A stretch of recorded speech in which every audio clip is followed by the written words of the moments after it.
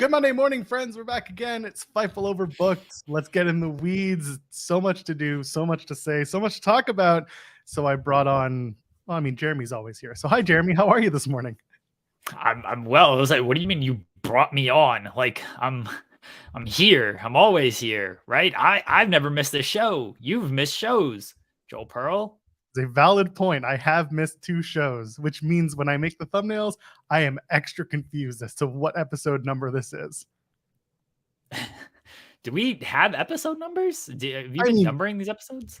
Not on the front end, but in the back end when I do my my thumbnails, I do. So behind the curtain on my designing, when I've been doing the what was Tim and Joel pod, now it's Joel and Kate at 8. I have 163 episodes of thumbnails plus a short-lived short sequence of shows that Tim and I were doing. So like there's probably about 100, almost 200 thumbnails, and they're all labeled as such. So there you go. I had this is like ITW 16 on my list of thumbnails. Do I get royalties for Joel and Kate at 8? Because I came up with that name. And I would like to know if I get royalties for that. No, Kate will sooner get paid for her appearance on Joel and Kate at 8 than you getting any money from it too. That's not fair. I'm gonna nix that show. I never approved that show. Listen, if you want to nix it, you can, but other than this show, it is one of the top performing shows on the channel. Yeah, it does do well. I can't afford to nix it, honestly. You know what does it? Having seen this stupid thumbnail every week. It does seem like that man, people like talking about that man, and people like to listen to other people talk about that. We should start doing that just as a rib of just punks in the thumbnail, no matter what's going on in our show. Like, we have actually no reason to talk about Punk today outside of you just brought him up for thumbnail purposes, but there's a lot of other stuff going on. We should just put him in the thumbnail. What does CM Punk think of Mercedes Moné's injury? That's what we should start doing. Like, we don't actually know what CM Punk thinks of the injury. Has he taken to Instagram stories yet? I would love to find out. We should reach out to Pro Wrestling Podcast on Instagram. We should let them put something out there. They tagged me in something. They tagged me in the Willow wins the New Japan Strong Women's Championship tweet that I put out last night. That was just like, it happened. We're going to talk about it later, but like, Pro Wrestling Podcast, if you want to get CM Punk out of his social media hole, the beacon is the Pro Wrestling Podcast logo, the big pink logo that they have. His Instagram stories from yesterday is all hockey is back. So like, that's how he's taking his time now, is he's once again Instagram storying. Is that how you say that? He's doing Instagram stories about the hockey, which there's been a lot of overtime in this hockey. 4 overtimes in that game. 4 out of 4. What is how long did that? How many overtimes did we get in that next game? Because they went to OT in game 3, didn't they? The first game between the Hurricanes and the Panthers was 4 overtimes. Okay, the second game lasted about 2 minutes between the Hurricanes and Panthers, and Matthew Tkachuk scored again.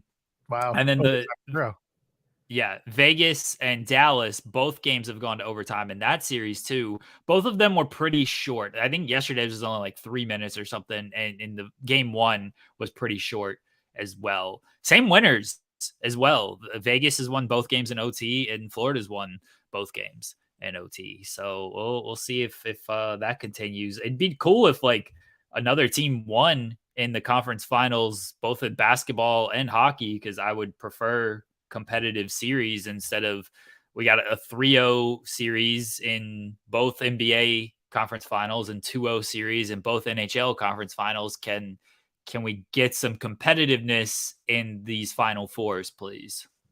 I mean, maybe, but it's all fixed, Jeremy Lambert. If it was fixed, they're doing a terrible job of it. Why would you want to fix it as 3-0 unless, the fix is going to be the comeback is on after this? Like, that's the only way to fix it, and I don't feel like that's going to happen. I mean, people can fix us by leaving a thumbs up on the video. How's that? Maybe you can What a subscribe to Fightful Overbooked. terrible transition. No, it's perfect. It's a great fix. Your greatest fix is the thumbs that you leave up along the way. And if you want to fix us financially, go ahead, drop a super chat. That little $sign on the bottom of your youtube.com/Fightful Overbooked window. Any amount supports us. Get your question statement read on the air. Sometimes we pull questions from just the random chats here, but if you want to definitely get your comment or your statement read, just come and support us here so that we can afford to pay people not named Kate, Jeremy, or Joel on this channel. Yeah, I don't see a dime from any of this. Like I said, we're going to talk about New Japan Resurgence. Great show that was. Probably later on in the show, a few injuries, a few new champions, just overall a great show. At 10:45 Eastern, it is 10:07 now. Isaiah Broner is going to join us. For those of you who don't know, he won the AIW Gauntlet for the Gold this past Saturday, and he will be facing Matt Cardona, the AIW Absolute Champion, at the big AIW Absolution event. That's their annual big event, their series or season finale every year. So we'll talk to Isaiah about that big win and, of course, his career, because he has been around for a few years now. He has some experience on AEW Dark, and he's been doing the thing. So we're excited to talk to Isaiah at 10:45 a.m. Eastern. Jeremy, you did not go to AIW, but you did, however, go to GCW. And you got your photo.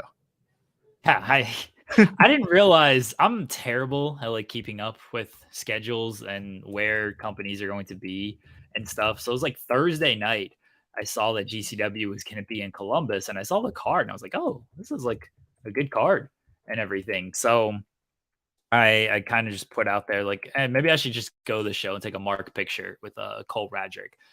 Cole Radrick, friend of the show. He's been on here. He's been on Spotlight. So we love Cole Radrick. And I looked, and I thought Columbus was like 3 hours away. And I was like, do I really feel like driving 3 hours? I don't know. Then I saw it's 2 hours away. I was like, all right, this is a little bit more feasible. The thing that really sold me was the show started at 5. So it was over at 8. And so I was home by like 10:30 after hanging out a little bit afterwards, which was super nice. Being home at 10:30 compared to like 1:30 is just so much better. But yeah, ended up going to GCW last night and just hung out, took in the show, my first GCW show. It was in a ballroom, and I'm sure if you watched the show or if you saw the photo that I posted, they do like wedding receptions and stuff there. And so I'll give her credit before she yells. I'll put that in quotes. Before she yells at me, I took a photo of the venue and I sent it to the wife, and she's like, oh, they do wedding receptions on Saturdays and then death matches on Sundays. And I tweeted that same thing, and I did not give her credit. And she's like, you take all my good material. The ours is better than the yours, as Scott Brooks once famously said, former coach of the Oklahoma City Thunder. But yeah, that was her joke, that they do weddings on Saturdays and death matches on Sundays.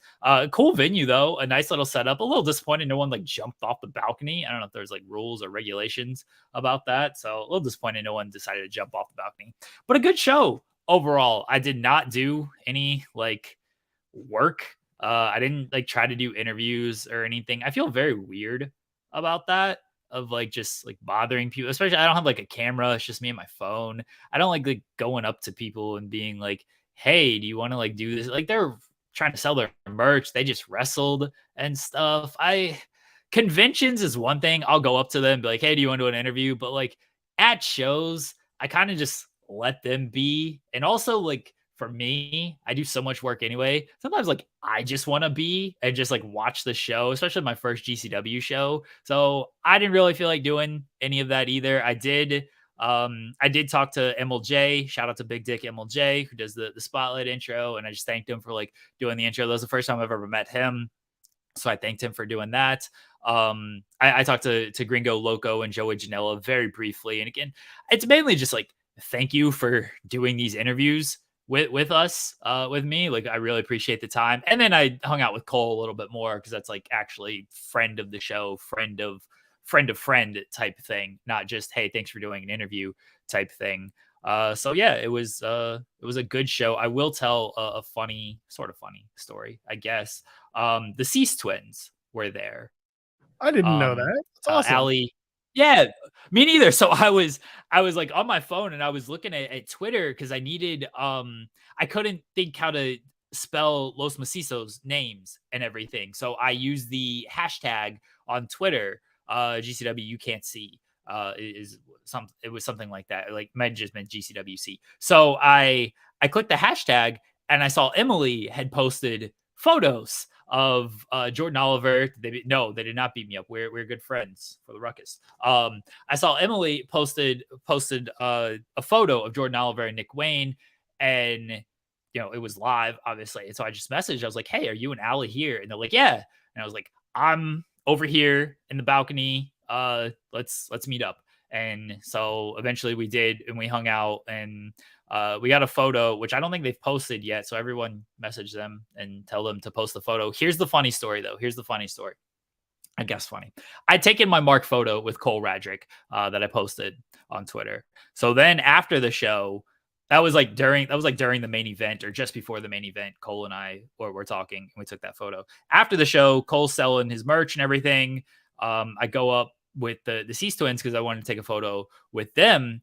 And Cole grabs me. He hands the phone to Emily, and Cole's like, "Okay, let's take a photo." And I'm like, "No, we want you to take a photo of us three." And then Cole about beat me up. I did put Cole in a cravat though, so I did do that, and he like hammer locked his way out of it. Fortunately, it didn't hurt me too much with that, but I did put him in a cravat that he'll deny, I'm sure. But yeah, a really good show, really fun GCW first experience. Let me tell you, let me talk to you.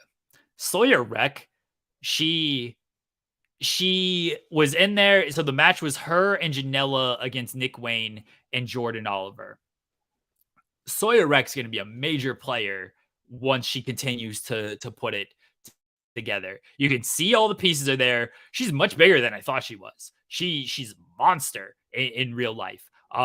She's gonna be a major player once she just more experience, more working and stuff. This is not to say like she's not there or anything, but you can tell like she's got all the look, she's got the personality, she's got the presence that you would want. She just needs it, she's in there with Jordan Oliver and Nick Wayne. They work at a speed that is levels above everybody else. And Sawyer, this is what I mean by like just more time and stuff. More when she gets to working with that speed. I think with women, she'd be fine. But she works at this higher speed with everything. Major player, Sawyer Wreck.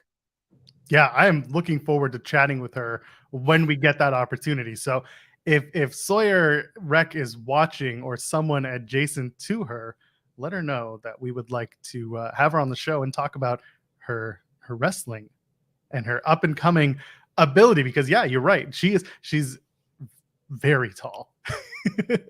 Especially like so many Joey Janela. Like it comes across on TV. Obviously, they do the Nash and Michaels pose, and Sawyer Wreck is Nash in that pose. But like in person, she was just like Jordan Oliver is a bigger dude than you might expect from TV, and she was like size to size with Jordan Oliver. She is a monster. Like I think she's gonna be a big star, and it's not to say she doesn't have stuff figured out, but once she just continues to work at that high level, like it's gonna be big for her. I'm looking forward to continuing to follow her career. Yeah, we would like her on the show at some point. That's where I feel like I maybe missed the boat because she was like selling merch and stuff afterwards. I just don't like bothering people. I don't like bothering people at events. I totally get it.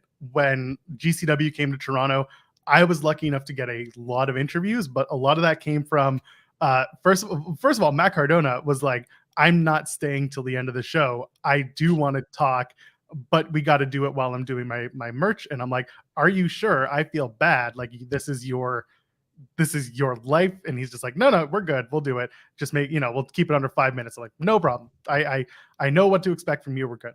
Effie was like, early in the night, he didn't care. He's like, I got someone who can cover for me. We're good. And then he was very generous with his time. And then afterwards, everyone else was just after the show. And I was really lucky that Shane Hawk, I was about to use his real name, which it's out there. It's not a Pardon? A shoot name. I was going to use his shoot name. His shoot name's Andrew. Like, it's out there. He says it himself. But anyway, Shane Hawk was very gracious. He was a big part of that GCW show, getting it together with IWS. So Shane was very helpful in just basically wrangling talent and sending them to us. So at one point, Joey Janela walks up to me, and Joey and I are about the same height. Maybe I have an inch on him. So for reference, like, I'm 6 feet tall, and I'm a bigger dude. Like, I'm a broad dude. So normally when I speak to wrestlers, I'm like, oh, did not expect you to be that much smaller than me. Do I do a Tom Phillips and like do a split leg for the shot and just try to make myself as short as possible? No one really cares. It's always fun, but yeah, it is tough to just approach a wrestler when they're trying to make a living and just be like, hey, can I take you away from your attempts to make money so that we could talk and maybe it'll help you get exposure? It's a fine line to cross for sure, and to walk. I'd also just I'd rather have him on this show and on the spotlight, because it'd be a very quick interview, like 5 minutes or so, and you can't cover but so much in 5 minutes. I much prefer just hey, let's do a longer form sit down type of interview so we can cover a little bit more. And otherwise I'm asking just very generic questions about I feel like then I got to talk about the show and everything. It's hey, tell me about your match tonight type of thing. And it's this, I almost wanted to do a bit with Cole, because I don't have video. I just have my phone I was just gonna be I'm here with Joey Janela, but it's just Cole Radrick. And then I'm here with Nick Wayne, and it's just Cole again, but it's all voice. So just put him on the spot of hey, do these voices for me of this person. I almost wanted to do that bit, but I just even though I know Cole, I feel bad. Just these people, they just wrestled and everything. They're trying to unwind and stuff. I don't know how much they really want to talk to me in the first place, but certainly, after they've wrestled and everything like that, they just want to chill, sell their gimmicks, and then, maybe just get out of there.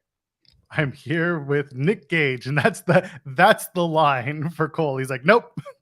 Cole he did the MTK all effing day at the show. Oh yeah. So Cole wrestled Cardona, which was a really fun match. Cardona was why don't you just lay down for me, and we can just get out of here. And then Cole hit him with the surprise roll up, and Cardona kicked out, and he's like, all right, let's be friends. You're the broski of the week. And so he tried to shake his hands, and Cole hit him, and then said he had a doctor's note, and then DeLander came out, and then Gage came out later in the match. Maki Ito came out, and Cole got the victory. And then after the match, Gage does his big thing, where's my gang at and stuff. And so he hands the mic to Cole. He's like, all right, Cole, you're gonna do it tonight. And Cole, he's like, Columbus, and Gage takes the mic from him again. He's like, I need more effing energy than that. And then so Cole has to fire up and to get the crowd going. And Cole is so tired after this match and everything. And so, but Cole brings the energy up after Gage tells him to bring more energy, which that might be a threat in some regards. And then Cole does the MDK all effing day. So he may have been able to pull off a Gage thing there. You never know. Man, now I gotta ask him. Maybe next time we have him on, we'll ask Cole Radrick. Can you do the Nick Gage impression? I feel like I could send Cole this link right now, and he might join us unless he's on Twitch, because I feel he's always on Twitch.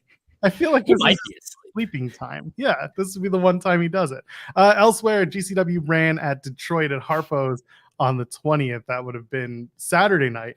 And the main event, which got a lot of eyes, was a 5-way GCW World Champ. Well, the main event was the Ultraviolent Championship. Yes. But the big match, no offense to Rini Yamashita and Jimmy F. and Lloyd, but the main event match for the World Championship was a 5-way, all women in this match. Masha Slamovich, of course, the GCW World Champion, taking on Allison Kay, Lufisto, Maki Ito, and Sean Ross Sapp's favorite wrestler, Shaza McKenzie. Shaza had a real good showing in this match, too, getting the blade from Maki Ito, getting choked out by Masha Slamovich. She was all over this match. The pizza cutter stuff is... It's not for me. They used the screwdriver Masha and Mance Warner did on Sunday nights. And yeah, I watched the 5-way with the pizza cutter, everything. The screwdriver stuff. Man, that was like right in front of me too.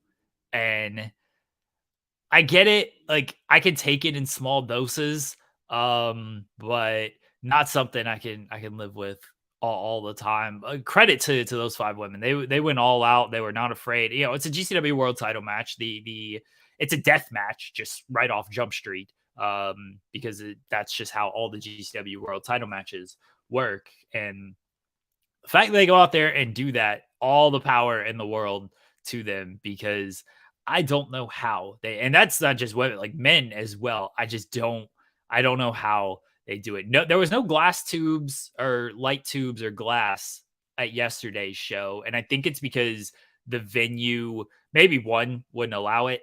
Two, everything was like right on, like there was no guardrails or anything. So if people like saw dives, one dude was like taken out on a dive. I think it was the Trey and Blake Christian match. He was taken out on a dive. Like he fell over and his chair, he got up and he got a big applause from the crowd once he stood up and was like, "Hey, I'm good," and everything. But yeah, like people were moving out of the way because there was no guardrails or anything. You were landing in laps on dives last night. So I assume that's why they didn't do like light tubes and glass and stuff, because that could have been pretty dangerous with no real railing or anything right there. Yeah, not the deathmatch stuff, not exactly for me, especially pizza cutters, screwdrivers, gouging into foreheads, and Mance like did it like underneath the thumbnail of Masha, like oh That's man, good stuff. and like jabbing into the cheek and man, it's a little, it makes me a little queasy, gotta say, makes me a little queasy. I get it. I know I didn't. Steven Jensen let it loose that you guys are going to interview Cresta Star for the Spotlight this week. And that's one of the questions that I have specifically asked you to ask, and that is about Cresta's love or not of deathmatch wrestling. So I look forward to you both maybe waxing poetic about your deathmatch wrestling feelings.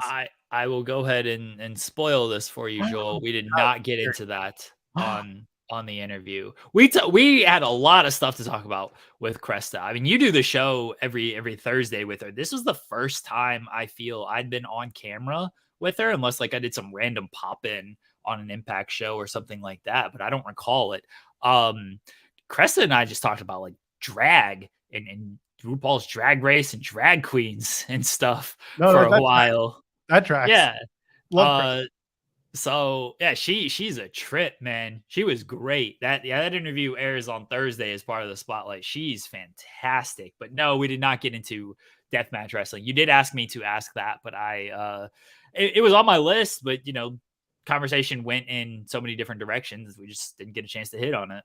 That's fine. The woman literally wears a mustache or beard combination to every Impact post show, and people love it, and I get it. So you know what? Just if you want to talk about deathmatch wrestling with Cresta Star, you can do it on her Twitch, or you can do it with us on Thursdays on youtube.com/Fightful after Impact Wrestling, because there's enough to talk about on Impact, but sometimes you just want to divert a little bit and talk about death matches, unless you're Jeremy Lambert. Nah, I mean, look, I'll talk about death matches and stuff. It's just, it's not always for me, the death match things. But I respect everybody who does it. Cole's doing it more than he used to nowadays. I love Nick Gage. I'll watch a Nick Gage match. I can take it in doses. I can't, like some of these promotions that are like nothing but deathmatch stuff. I can't sit there and watch that the entire time. Just it's not for me. But if it's only a match or two on the card, it's like, all right, this is fine. I can deal with this. Yeah, I get that. Let's shift gears for a bit. We got 20 minutes until Isaiah Bronner joins us at 10:45. AEW Fight Forever, the official release date dropped this morning. It's I know I'm taking you by surprise because I know I didn't put it in our rundown, but I would be remiss if we didn't talk about it, and I know you had the news on it too. June 29th, that's just a few days after Forbidden Door in Toronto. They're going to drop the pre-order and the wish list already at their website, aew.thqnordic.com. Plenty of fun stuff coming out in this game. Are you looking forward to it? And I mean, you're going to play the game. I know you are. I assume I'll play the game if I have time. I haven't played video games since probably the last time I was on Twitch. Honestly, that was like I was walking around Best Buy with my kid yesterday, and I was in the gaming section. I was seeing all the Switch games. I'm just like, I have this game, I have this game, and I have this game, all in the original packaging, and I have yet to open and play them. And I'm still trying to finish the other games that I've started. So I fully get it. yeah, just not a whole lot of time to play video games, unfortunately. It is what it is with that, but I'll play it. I'll get it. I will probably stream it because it is a big deal, and then that way I can say it's for work purposes, and I have no choice but to play it. I don't know what to expect from it. Like some of the videos look okay, some of the other videos don't look quite as good.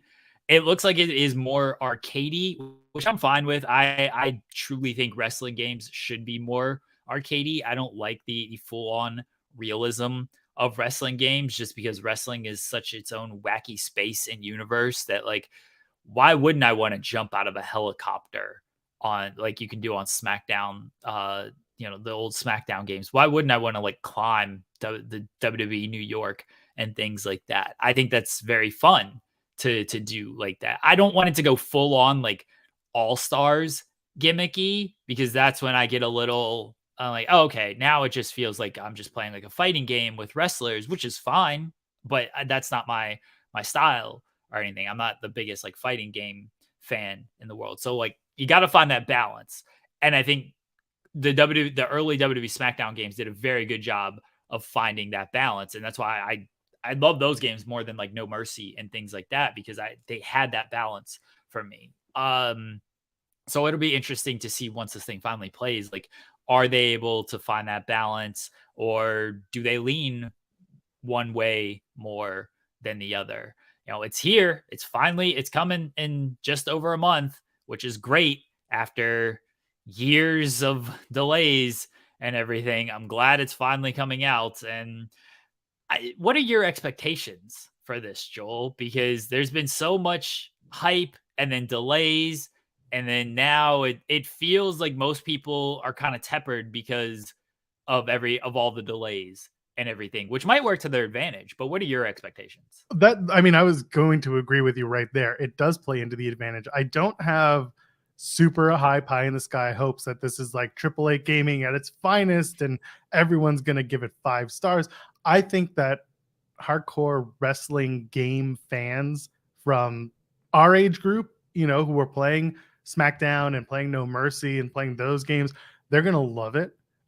There will be a nostalgia kick to it. Kenny Omega is, closer to our age than than people realize, and as a result, he was the creative director on the game, along with a team of others who were working on it. And there was certainly nostalgia in those videos that were released, and the style and the way they've been talking about the game. So I kind of expect them to play off of that a lot. I'm looking at the match types that are included. You got the singles and tag team match, 3-way, 4-way, ladder matches, casino battle royale, falls count anywhere. They're doing unsanctioned lights out with the use of weapons, and of course, lots of blood. It says in the press release, which made me laugh. They're doing an exploding barbed wire death match. One match type that I'm shocked didn't make it. I'm sure it's there, but they just didn't promote it. Is a good old fashioned steel cage match.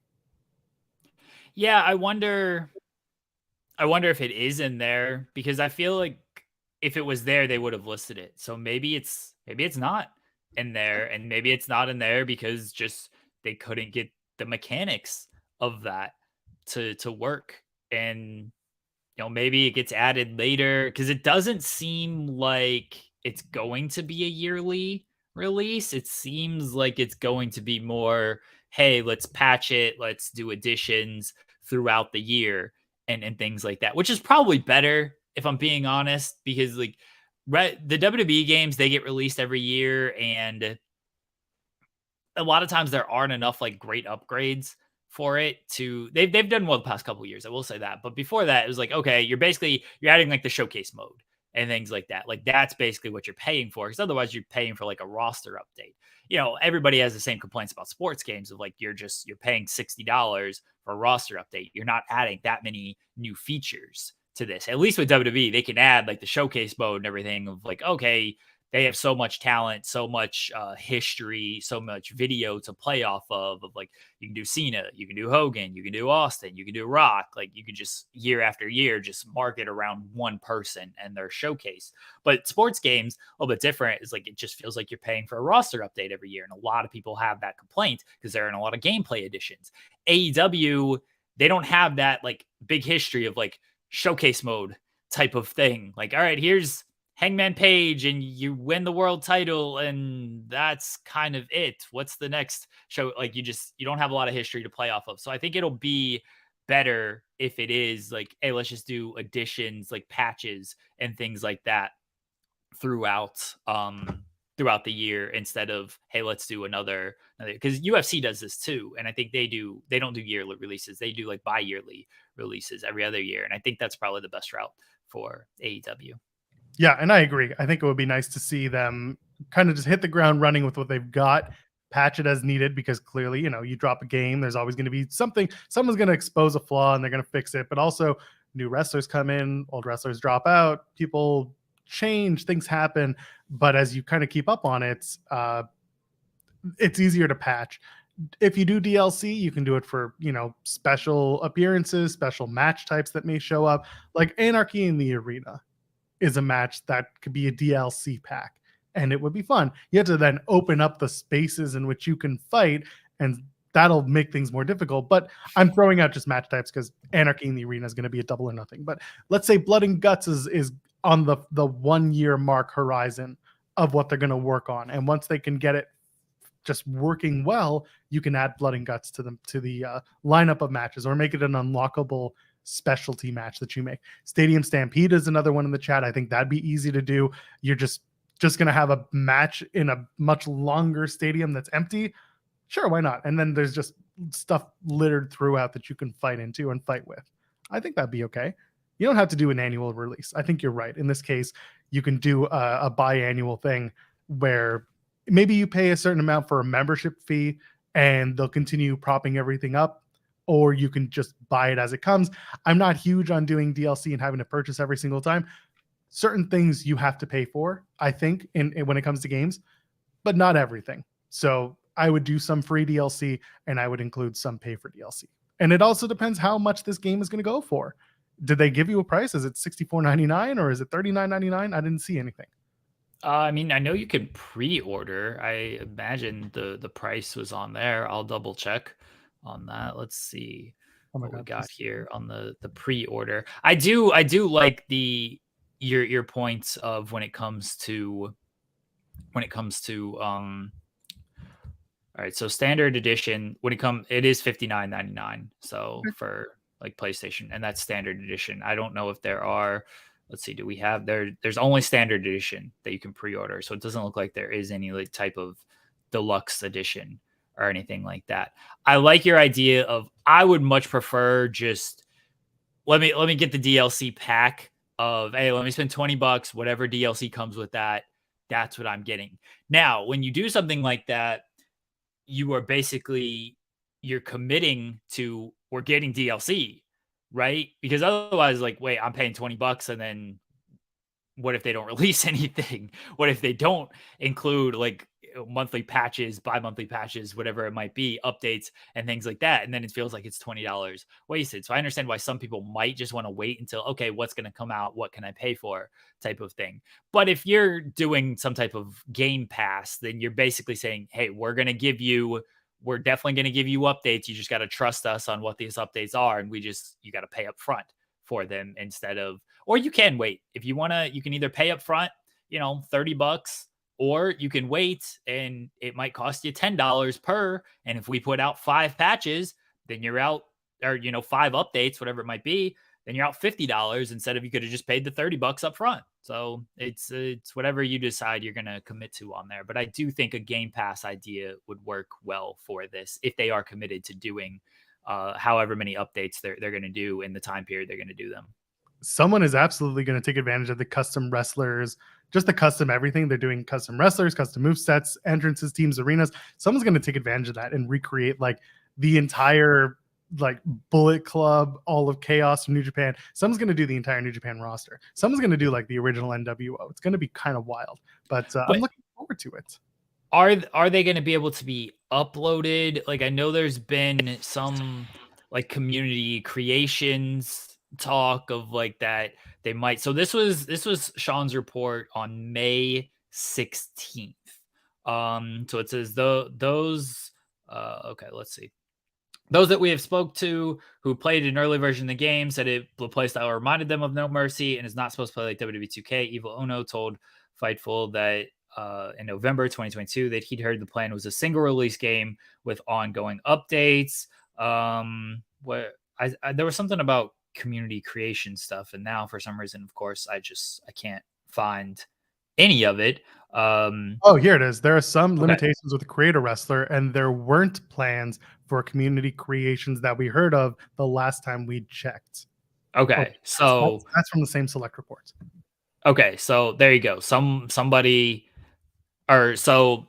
might create all of this stuff, and it might not matter. Basically, just creating it for themselves, which good on them, but that doesn't do much good for the rest of the world. Which means the DLC will be pretty important if you want to play. Look, the roster, it's outdated, right? Like Cody Rhodes is still in the game. Bless him. Hope he gets that money. But it's an outdated roster at this point. This roster has lived through the CM Punk saga. Here we go. Here's how we tie it to CM Punk. It's lived through the CM Punk saga of he's out and now he's in type of thing. Like he's back in again. Like he's in, he's out, he's in again. And it's lived through that entire saga. Like that's how long this delay has been. But yeah, Cody's in the game and he's been gone over a year now. Like the roster's a little outdated. So you got to do these updates with some of these guys who are now more higher up the card and that people want to play as. Ryan Sullivan in the chat actually brings up a really good point. If it's not going to be online, it'll be like the days before where people will just give out details and be like, yeah, use red 2587 and then use this. And then we're going to be printing out game facts, game FAQs, and just have oh man, you said as a kid print those things out because you didn't have like a phone or anything. Then you can just scroll on your phone to see the update. Like if your computer and your game system were not in the same room, you weren't going back and forth. So you print out that stack of created wrestlers and just flip through it of like, all right, here we go. Gotta create all of these guys. Yeah, let's take it back to those days. They're really trying to recreate the No Mercy SmackDown days by doing all that. Yeah, there you go. Kenny Omega was saying our world-class team has delivered an authentic, nostalgic feel of wrestling games past, along with the unmatched creativity that AEW brings to the table, which means no online play, even though online play is included. But you're not going to be able to upload your creations. Who knows? We'll see what happens. But you know what? Some company they'd never do this because it'd probably kill their business. Some company should just not do online play. Let's bring it back to the good old days where you had to sit in a room with your friends and you had multiple controllers and that's how you play video games. Just get rid of the online play completely and see what happens. You'd probably kill your entire business by taking away online play, but make people get together and play video games instead of, sitting by yourself in your room and chatting that way. Get your groups together, everybody. We have a few minutes until AIW Gauntlet for the gold winner. Isaiah Bronner joins us. I do want to point out, this is funny to me that you mentioned that because my wife has a few different YouTube videos that she cycles through to help her fall asleep. Because at this point, she's like, I've listened to them so much, but the voice is so useful in like lulling me to sleep. One of them is about a video game sound creator, and it's all about the Roblox oof. And it turns into this whole long video about a guy whose name is God, I listened to this thing a million times. Tommy Tallarico, I think is the name. And the guy is a scam artist beyond scam artist. But at one point, just before the pandemic, he had been quote unquote working, and I use that term very lightly, on a new video game console that was not going to include online play of any type. it was going to be like, we're forcing people to sit in the room together again and be best pals, no more online play. And you know, when he started working on this particular gaming console, Jeremy? When? 2020, early 2020. There you go. So 2020, everybody. He's sitting there talking about bringing people in the room together, and all of a sudden he has absolutely no way of doing that. But yeah, just when you talk about that, it's the first thing I think about. So yeah, Tommy, the dude is garbage. Ryan Lampert in the chat, he gets it. The guy is garbage, but the oh man, it's so cringy. Go find that video after you watch us because it's something else. Anyway, we got a few minutes. Anything else from this weekend stand out to you? I know we're going to talk about New Japan. We're going to get into a big talk about that. And I see the super chat about Willow and the New Japan Strong Women's Championship. We're going to get into that. We just we have a few minutes until Isaiah Bronner joins us, so we're not going to jump into that. But anything else from the weekend really worth discussing just for a couple minutes? Did you see Fast X? Did you? No, not yet. We didn't get that $50, so we couldn't do it. Yeah, I know. You guys killed my date night because we didn't get enough money, so I had to support my Fast X wanting to view. Oh, thanks, guys. Someone's saying talk about Liv Golf.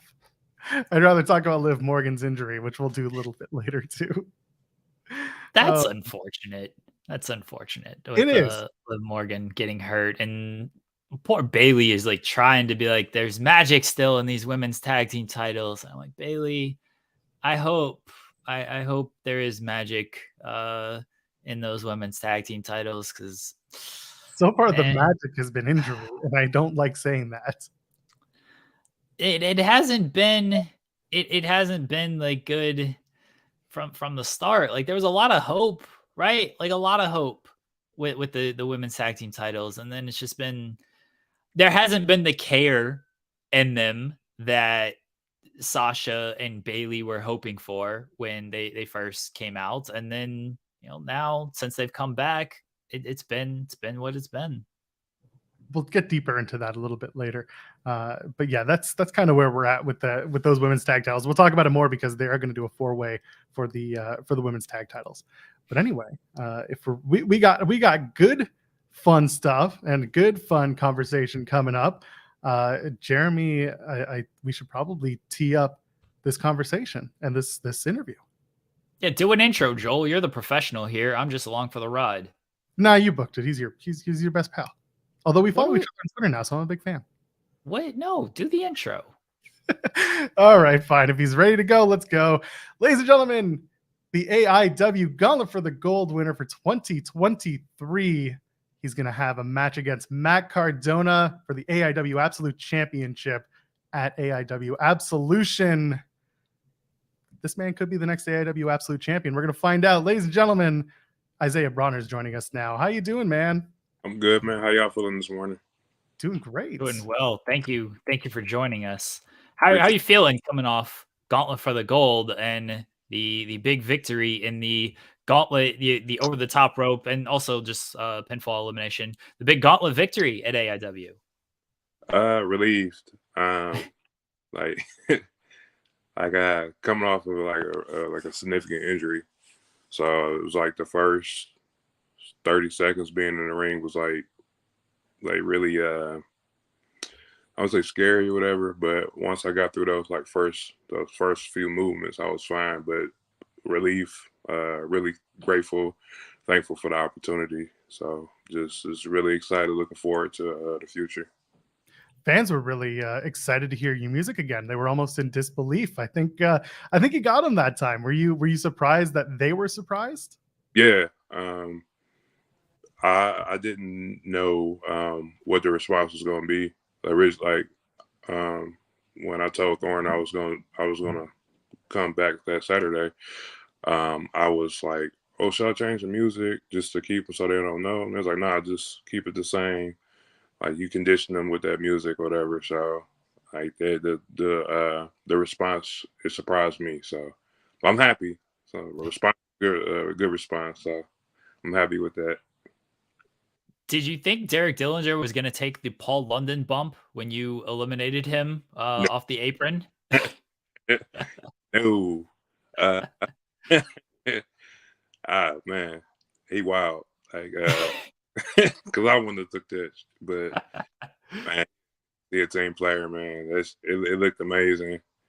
He said he was all right, but it looked like he wasn't. So, how was the injury rehab process for you and missing? I think you missed a couple months. Like how was that whole process and just getting back to be ready to go again?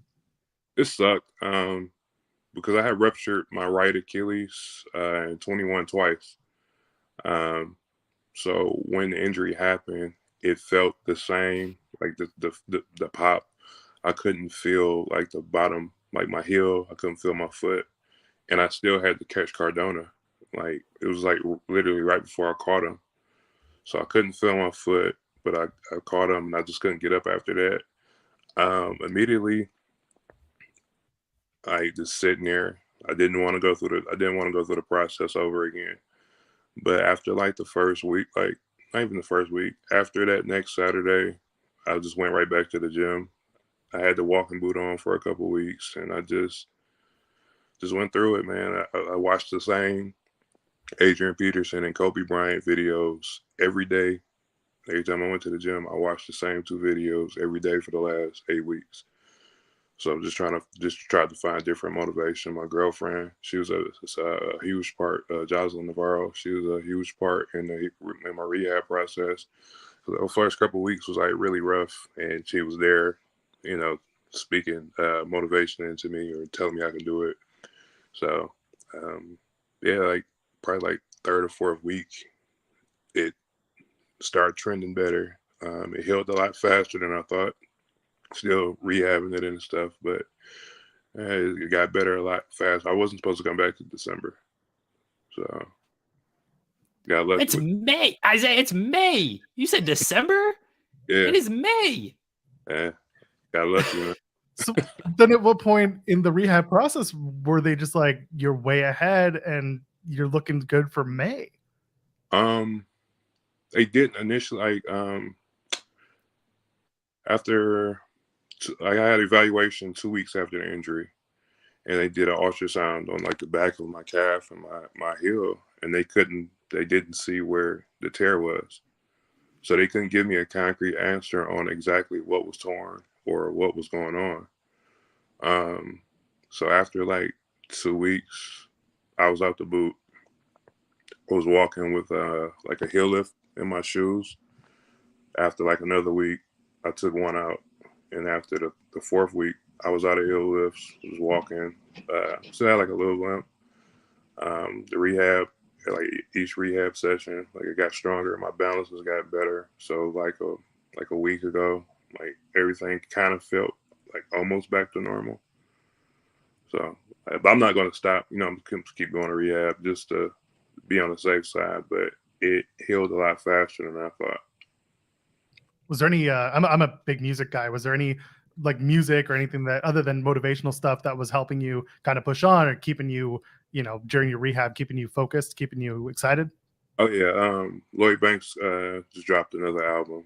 So that came out like right on time. Him, he was 50 Cent guy. Tupac, Nipsey Hussle, Conway the Machine, Benny the Butcher. So I keep those guys like heavy in the rotation. Kendrick Lamar. So anything that drops pretty much is in rotation. Favorite 50 Cent song? Many Man. Ah, there we go. The Guns use that. The Guns on AEW when they came out to that. That's one of the best entrances ever. Yeah. That was. It caught me off guard, but that was really dope though. Last year at Gauntlet for the Gold, I was there and you wrestled Eddie Kingston. What was it like sharing the ring with Eddie Kingston? And that was a hard hitting affair. And this was kind of my introduction to you. Is I'm not too versed in the Northeast scene until I moved here, and then I was like, oh, I'm gonna go to this show. Love Eddie Kingston, and I found you. I was like, oh man, this dude's awesome. But what was it like sharing the ring with Eddie Kingston for that match? Oh, thank you. It was dope. Like in and out the ring, like. He dropped a lot of like knowledge on me. I learned a lot that whole day. Just, not just in the ring, it was amazing. Like I like watch the match back and just hear all like the advice he gives me, the critiques, and just watch the match back and apply it to that. It was a hell of an experience. Like I was really looking forward to that one, and I'm really hoping, I don't care where, like we get to do it again.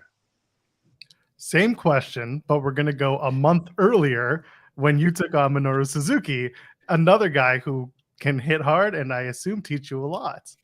Oh yeah, that was crazy.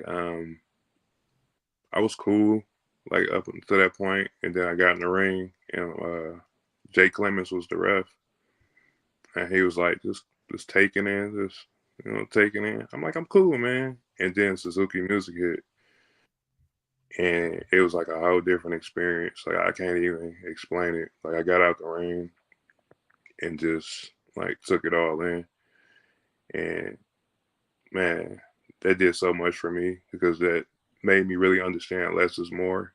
And like I heard that a lot, but that match, like it really settled in for me. And a lot of things stuck with that match because I don't feel we did that much, but what we did, everything made sense and everything had a purpose. So that was very huge. I'm so grateful and thankful for that opportunity. The big question when it comes to Eddie Kingston is, did you guys bury James Dolan in your talks? Nah, we didn't. Nah, he's a good guy, man. We didn't. Eddie Kingston didn't say mean things about James Dolan, the New York Knicks owner. Eddie Kingston said nothing bad about James Dolan. I don't know if I believe this. Not to me. Yeah, he kind of, I think he like brushed off the Knicks. I think we was talking about sports, and he said the Knicks, and then he just walked away. So he's not a Knicks fan. I mean, he is a Knicks fan, but being a Knicks fan means you also just hate the Knicks as well. That's typically how it goes. Here it is here. So maybe it changed, but it probably didn't. But Did you plan the attire accordingly? Did you plan to wear all green knowing that you were on a show called In the Weeds? I just got to ask that. Nah.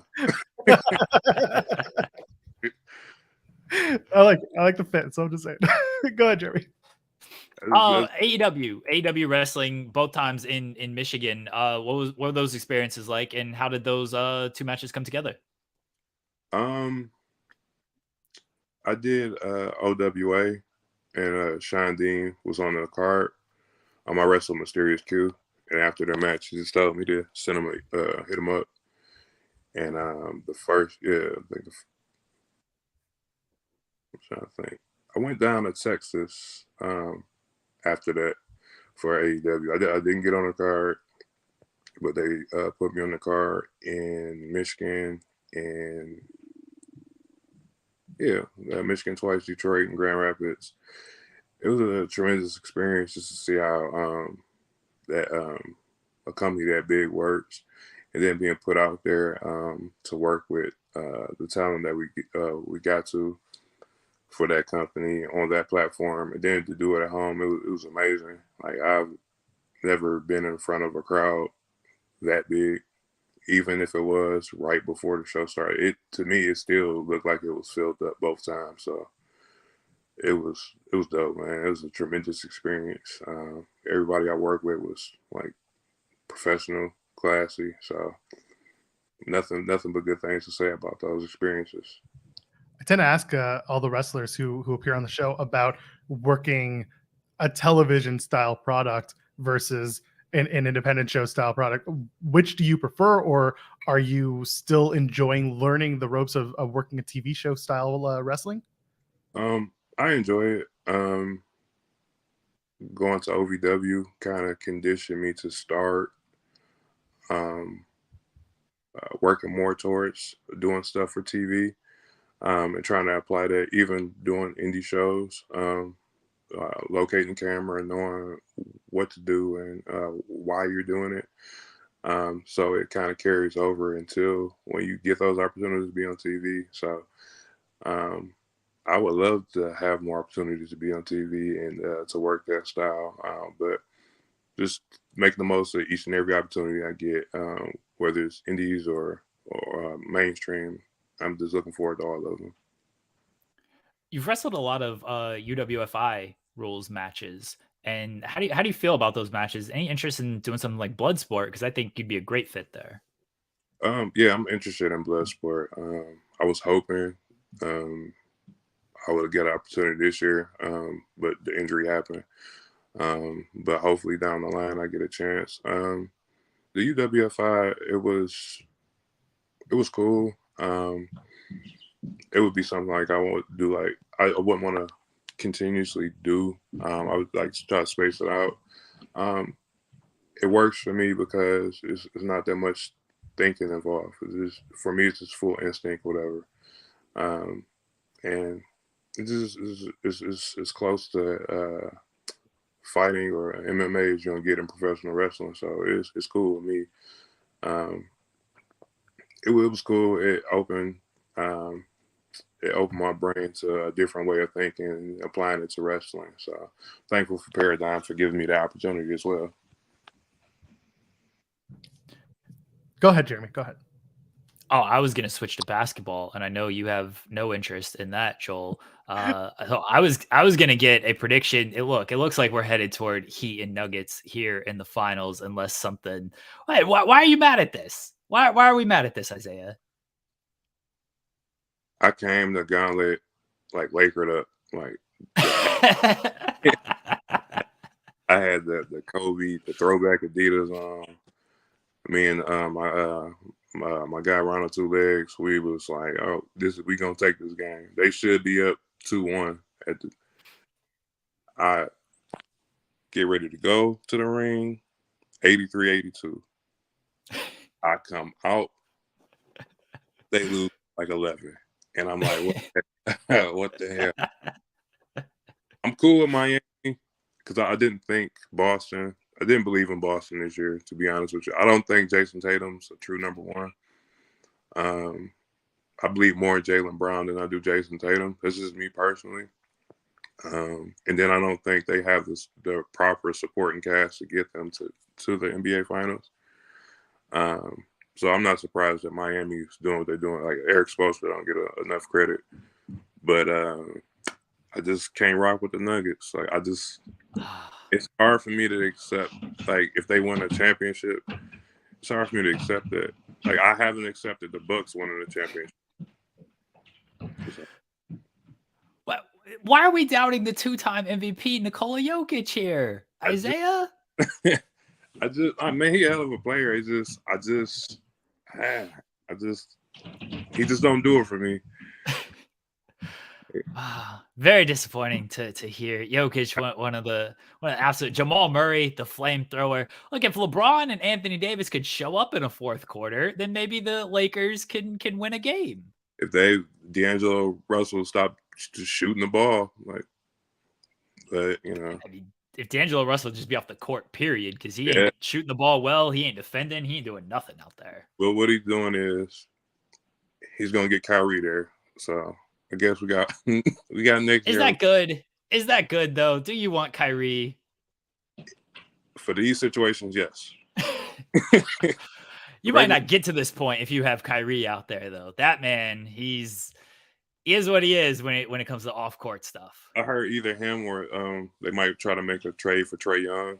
So I don't know. I mean, Trae Young, his defense is going to be his defense, but at least he offensively still very good. I'm a big believer in Trae Young still. Yeah. So I'm not mad at that. Kyrie just comes with a lot of things that you don't need. His track record speaks for itself when it comes to all these destinations he's been. So Trae Young, a little bit. I can buy that one a little bit more.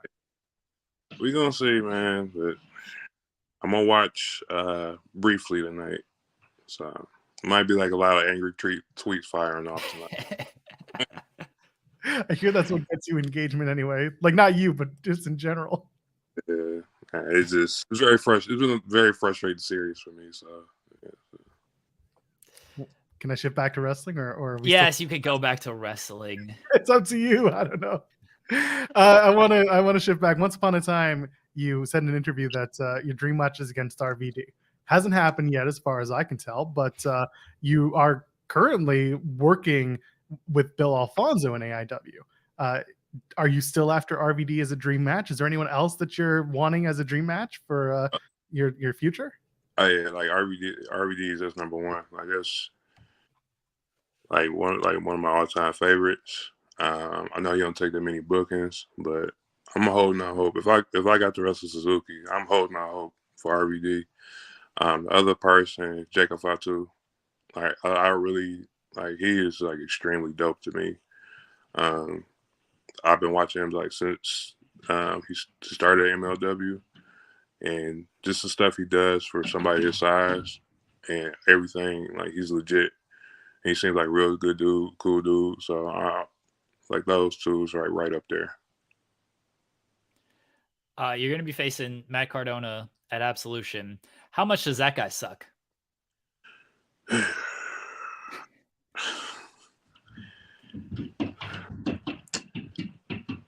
I respect the hustle because honestly, I didn't think he was going to last as long as he did on the Indies. He knows how to market himself, but I'm just like, my focus. I want to Larry the Tan off of him. So that's my focus, is getting that title. Yeah, like I don't have much nice to say about him, and I want for the top. Just really looking forward to Absolution. So you might need you can say whatever you would like about him. Josh Bishop has been on here burying him for the. I saw that one.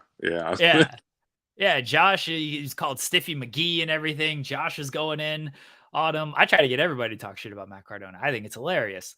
He just looks scared. Like, he's like one of those people that talks, just keeps talking. And, like the few moments we had in there, he was going to shit himself. So there's the clickbait headline, everybody. He tried to sneak me after the Gauntlet, and he got F5. And Absolutely ain't going to be nowhere to run.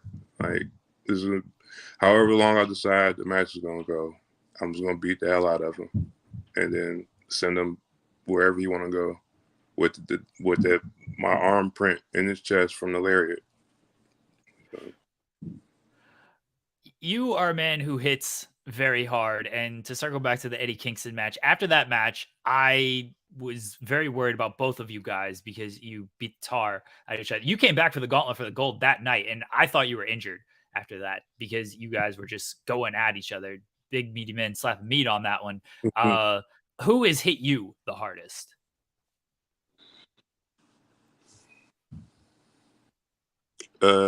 Kingston, Suzuki, Calvin Tankman,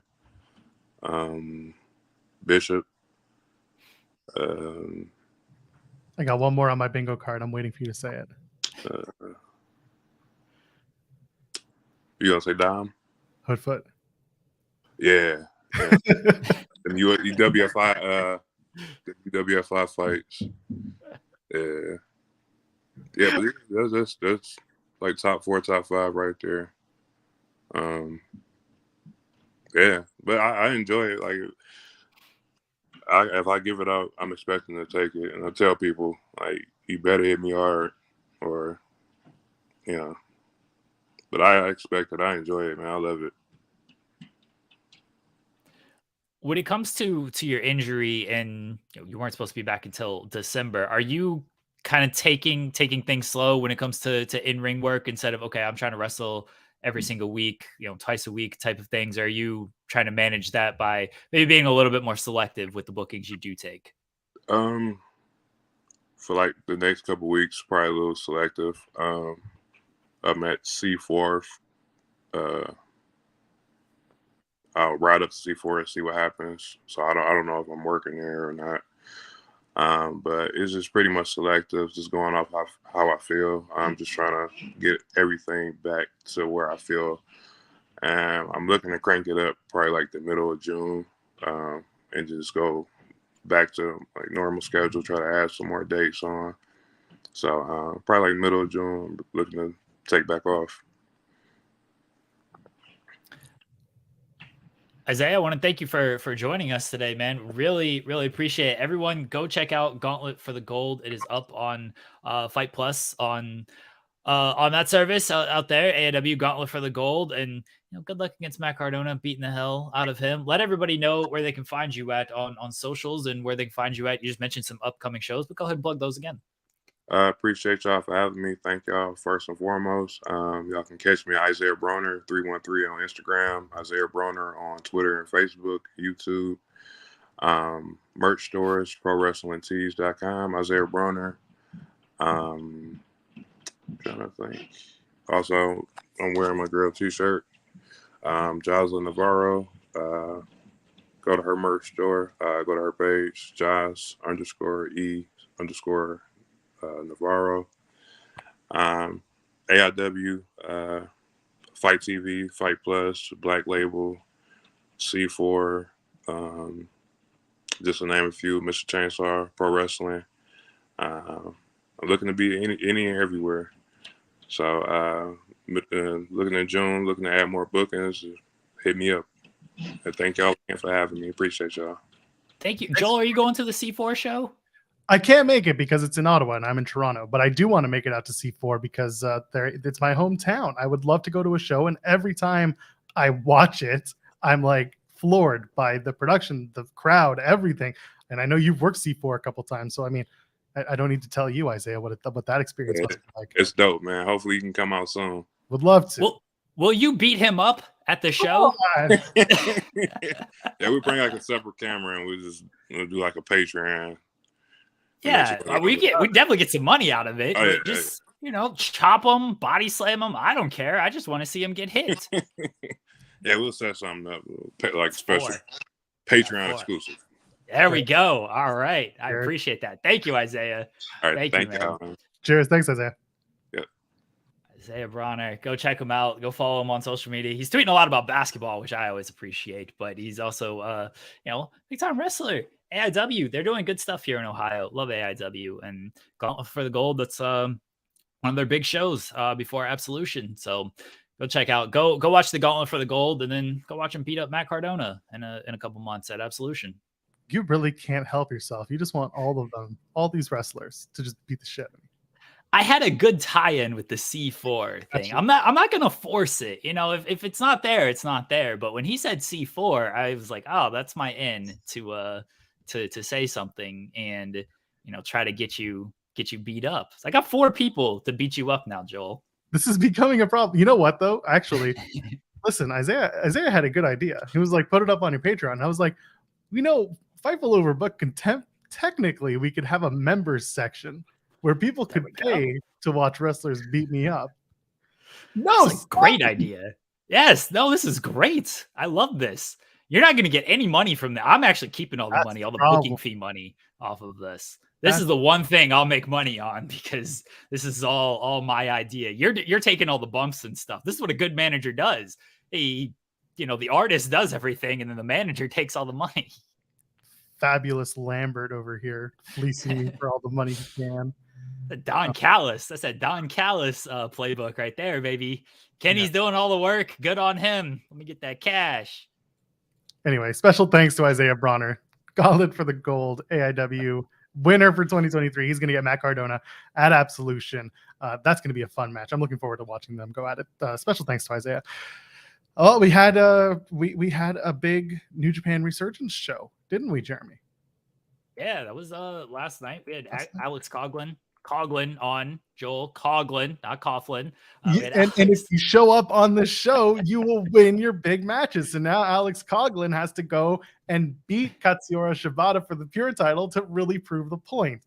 But he did beat Christopher Daniels last night. I was happy about that.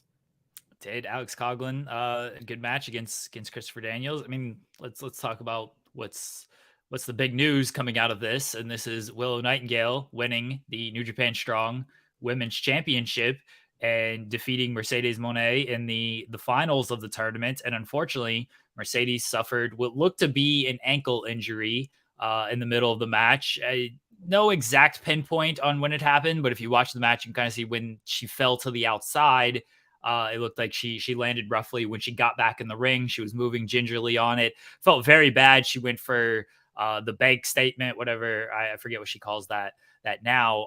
The backstabber with the knees. She didn't have the lift on it, and then she rolled into the bank statement, and you could just tell she was moving gingerly. The finish, a little wonky because the power bomb hits, and the ref was like, I don't think this is the finish here. Didn't call it as a shoot, as you were told to do in other companies. Called it as he thought he was supposed to call it, and didn't count 3 when Mercedes clearly didn't get her shoulder up. So they just had to repeat the spot, and Willow won. So it was an unfortunate ending to the match with the injury, something you just can't control. But otherwise, man, the match was moving along great. The crowd reaction when they hadn't even touched at that point, was fantastic. It felt like a big moment for both women, for New Japan, and for women's wrestling. It was an unfortunate ending, but on the bright side, man, we got champion Willow Nightingale, and that rules. It really does. And I have to give props to the announce team for how they handled that finishing sequence and how they kind of talked around the 3 count that wasn't a 3 count, that was a 2 count. And just they did a really good job throughout the night, but especially in that moment, I do have to give them their flowers because they tried their best to make an awkward situation less awkward and a little more fluid. And Chi-Town Spurs with the super chat earlier saying, is everyone excited for the discourse when Willow defends New Japan Strong title on AEW programming? I honestly, this is the right time to do it, in my opinion, because you're about to do Forbidden Door. This will be the most New Japan heavy influence, technically, on AEW programming. This is the time to do it. So I don't see any reason why after Double or Nothing, you can lean into Willow holding that championship and defending it on AEW shows. Ring of Honor, even, you can have her do it there. The point being, yeah, she's an AEW contracted talent, but right now you're about to go into your biggest stretch of New Japan heavy content on your weekly TV. So why not do it? I thought that Willow was the right choice. I don't think that it was a last second call to have Mercedes drop the match. I think it was always planned to have Willow. I say this with the utmost respect to the New Japan Strong Women's Championship and what they want to do with it. Having Mercedes win it and then come into AEW and challenge, let's say, a Jamie Hayter, who is the women's world champion, the disparity between the championships is clear. So I see Willow having that title and building its prestige to be a lot more valuable than putting it on Mercedes and being like, the big star has it. This is a bigger opportunity to long-term build the women's division in New Japan Pro Wrestling, especially in the USA, and also to build the prestige of the New Japan Strong women's division as a whole. So that's kind of where my brain is at. I don't know if you think any differently. Well, we talked a little bit about it on Friday when previewing the show and how it seemed like it was a Willow Mercedes final that was being set up. And we mentioned Willow possibly and kind of being the favorite to win because it's a New Japan Strong title. They have the relationship with AEW/ROH. Like, we've got Shibata as the ROH peer champion. It would make sense to have Willow as the strong champion and maybe not be on AEW TV, but certainly on ROH TV. She's already kind of one of the top females on ROH TV. So now you put another title on that. Like, there's a lot of synergy between ROH and New Japan, and then also with AEW, especially with Forbidden Door coming up. But that's why it made sense to have Willow like win this title, is because you can keep it, because New Japan, like the Strong title, it can be defended in New Japan. I don't think that Willow is going to be traveling to Japan too often with her AEW commitments and things like that. So, and the New Japan Strong brand, it's just these singular kind of big pay-per-view shows now. It's not the weekly episodic television that we've seen. So like, I don't know how often that title is going to be defended without the weekly episodes and everything. Now you can keep it still in the public eye and defended just through ROH TV. So I think it's the right call going to Willow. I'm with you. I don't think they made any type of audible call because of Mercedes' injury. I think Willow kind of was the plan on that. And it's not that the New Japan Strong Women's title was beneath Mercedes or anything like that. It just felt like this was a moment for Mercedes is very giving, right? Like she's always been very giving in the ring and understanding who to elevate and understanding, also when she should be elevated. This felt like a moment where it was, we should elevate Willow here. It makes more sense. I can still go after the IWGP Women's title. I can, if she does come into AEW for something at Forbidden Door, I can go in and challenge for that. Now that might be up in the air with this injury. Who knows how this may change things with her? But yeah, it always felt like this was a Willow moment, and it was good to see, man. Willow, one of the nicest people in wrestling, and it was good to see her get that moment on that big stage. I want to bring back the statement you just made about Mercedes Moné being very giving to her opponents and to wrestling. The match that she had earlier in the first round, well, really, what was, I guess, the semifinals. It was only a 2-match. It was a 4-woman tournament, but the match she had against Stephanie Vacher from CMLL, that match was very good. It was really, like, go out of your way to watch it good. And it's not Mercedes carrying Stephanie. It is both women working in tandem and delivering a great match. It just so happens that Mercedes has a much larger fan base, which is fine. That exposed Stephanie Vacher to a whole new level of fans and a whole new level of people who are going to see her work and be like, I got to watch it. So, yeah, really, really good matches. Mercedes delivered on both matches. It's unfortunate that the way that the match had to finish against Willow was, I think, if you want to talk audibles, that was probably the only audible, was just, let's go to the finish. Yeah. And that's fine. You do that because clearly Mercedes was limping. Something was off. She got carried off at the end of the night.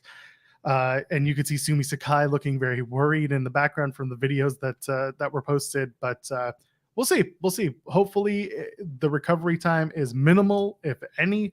And we'll find out soon enough the extent of Mercedes Moné and her status and any injury or not.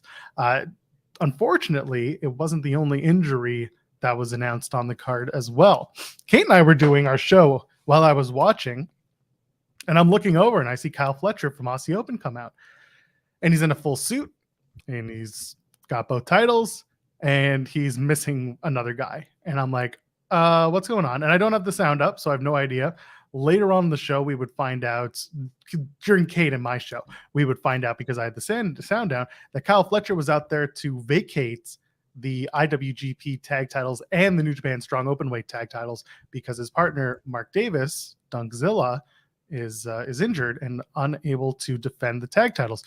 Typically, you can get away with just holding on those tag titles and keeping them for a little longer if it's going to be a short-term injury, but it feels like Mark Davis's injury is going to take them a little bit longer than planned.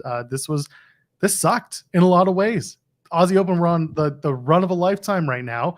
They were, in a lot of the eyes of a lot of people, about to have a match against FTR at Forbidden Door. That seemed to be where people's brains were going, mine included. And this is not fun. This is not good news, but the injury bug kind of bit New Japan a little bit. It's very unfortunate news because it did seem like they were setting up something with FTR at Forbidden Door. And the fact that they have vacated the titles basically says that Davis is out until after Forbidden Door. Because I think if they had an inclination that he could work that show, they would have just kept the titles on him for another month. You don't have to defend him. Like that's fine. They would have just kept the titles on him though, because that would be the time to possibly take him off. So it does seem like he's out through at least Forbidden Door. That's not official. That's just me theorizing based on them dropping the titles here, because I don't know why you would do that if they could still work, or if Mark could still work Forbidden Door. It's unfortunate because, man, they've been killing it, and they had the strong titles, they had the IWGP tag titles, and now that's going to be decided. I believe at Dominion, winner take all kind of match there. So we'll see who walks away with that, and I imagine whoever kind of wins that might face FTR at Forbidden Door. But yeah, really unfortunate injury that's going to kind of shake things up a little bit in the New Japan tag scene, and kind of shake things up going into Forbidden Door. And we'll see sort of how that shakes out. Like Ishimori also got injured. He's going to miss the rest of Best of Super Junior, which is only technically 2 more shows. At least he would have had like 2 more potential matches, because the final night of round robin competition is tomorrow night. And then whoever comes away out of the round robin winners will face off in the finals. But Ishimori was there at the top. He had 10 points, or he had 8 points, same as Hiromu going into that match. And then he got injured. And so Hiromu ended up winning. And so Hiromu got bumped up to sorry, they both had 10 points. Apologies. Hiromu got bumped up to 12. And then Ishimori remained at 10. Was that the original plan? Was Ishimori supposed to win? Not sure. But now he's obviously out of the running with everything by not winning this. So an unfortunate injury to Ishimori, and run of some bad injuries in New Japan and WWE. We'll talk about them here in a second, but tough injuries for the world of wrestling right now. The good news is, at least on the Best of the Super Juniors front, looking at who's on the top of each block, you've got Speedball Mike Bailey, who's been having a run of a show. Leo Rush, Takahashi, you mentioned Hiromu, Master Wado in Block B, Despy, and Yo, all with 12 points. So there's a lot of good talent top of that list right now on the A and B block. So it sucks that Taiji Ishimori goes down with injury and withdraws. Hopefully, again, it's a short-term loss for New Japan Pro Wrestling and for Taiji in ring time, but we'll find out soon enough. And what really sucks, honestly, about the Aussie Open thing more than anything is that I was so close, Jeremy. I almost got it on the head. Lucha Blog back in April said that there was going to be a 3-team match at Triplemania, and that Arez and Commander were going to be in one of the teams along with 2 others. And I said, congratulations. This was April 20th, by the way, or somewhere around April. And I said, congratulations to Arez and Commander, who are going to win the AAA tag team titles and then drop them to Aussie Open on like AEW Dynamite or AEW Rampage going into Forbidden Door, so that we would basically flip-flop the FTR story from last year. But it's not to be. Instead, they're going to have to, a lot of things are going to change, because when the team that had so much going for them goes down, it really, like you said, it forces you to shake things up. So best of luck to everyone involved, those who are injured. I hope it's a very easy process, but that's the way it is right now. We will touch on the WWE side of things, but we got to talk about the Tanahashi and Will Ospreay match, don't we? Whew. Yeah. Good stuff. Look, Tanahashi, one of the GOATs, right? Like he's up there in age and everything. He's not doesn't move as quick as he used to and things like that. You want to just talk about like storytellers though, and people who just know how to tell a story and know how to just milk every moment and get every second out of the crowd. I don't know if you can find me somebody better than Hiroshi Tanahashi. He is exceptional at that. And he did it again here with Ospreay. And look, Ospreay, he's also one of the best in the world, obviously.